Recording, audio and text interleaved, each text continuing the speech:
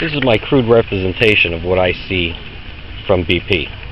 This pipe here represents the pipe leading the reservoir, leading from the reservoir. Here, they represent the BOP. From what I could tell from illustrations and all, on top of the BOP was the pipe bent over, ran down to the, actually fell to the ocean floor, and on this end is what we originally saw in the videos, spewing oil. They reported that it was spewing there, and their first attempt was to shove something in here and plug that up.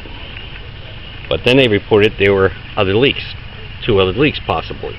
Never told us exactly where in the pipeline that the leak was. What they're trying to do now, and from what I could tell, don't know if this is still on. I can't tell by the picture that they're showing on the live feed. They're pumping in the mud from maybe 1-2 of these parts on the BOP. Meanwhile, we're noticing there's a crack somewhere. I don't know if it's on the top of the BOP, on one of the pipes that they're showing us. I have no idea what they're showing us. You can't really see details. You just see a lot of mud flow.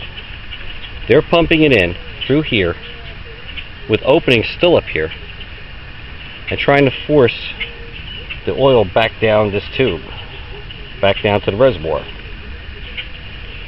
To me that seems counterproductive because they have to pump that pressure up so high in order to force the mud down through this tube while it's still leaking up here, so you're losing a lot of the pressure.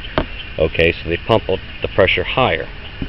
Even if there are leaks in any part of this BOP, why cannot they not try to seal it up? If this tube here that's bent down and broken onto the ocean floor, if it still exists here, why can this not be cut? The ROVs do have mechanisms to cut through the pipe. Then if they could remove this pipe, leaving a small tab here, attach a cap to that. Okay, it's not quite good. Attach a cap like that. Now, you've sealed off and gotten rid of the broken pipe. Now you have the top capped. Even if there's still small leaks or minor leaks, they can reduce the pressure coming in through here, which would increase actually the pressure on downward, producing more better result in a shorter amount of time. To me this makes sense. I don't know all the physics. I don't know what the whole thing looks like. From the pictures they show you, you really can't determine what it all looks like. Okay, if it was this way, let's just go back to removing this pipe that's broken, and now we have a top to the BOP that is open to our access. It would be spewing oil at this point. Now their idea with coming into this tube and putting something in it with the existing leaks elsewhere could be used this way. Now again, you could reduce the pressure, have these sealed here. Maybe they in fact had never opened them, they would have been sealed.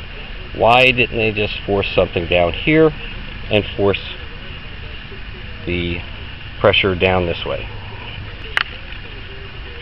By shoving or inserting a pressure tube here, which could be a smaller diameter because you want to be able to work it through, then somehow partially capping this with a cap that could be attached to the pressure hose, they could still alleviate some of the pressure, back pressure, so it doesn't blow with the BOP, and fill this pipe much quicker now because now you've increased the downward pressure against the upward pressure. Someone else, another iReporter, had mentioned why not shove an explosive device, shape charge down far enough into the tube. Although you'll be fighting pressure, you can get it down there far enough down the tube that if you explode it, say here, it will collapse on top of itself, virtually sealing the pipe off.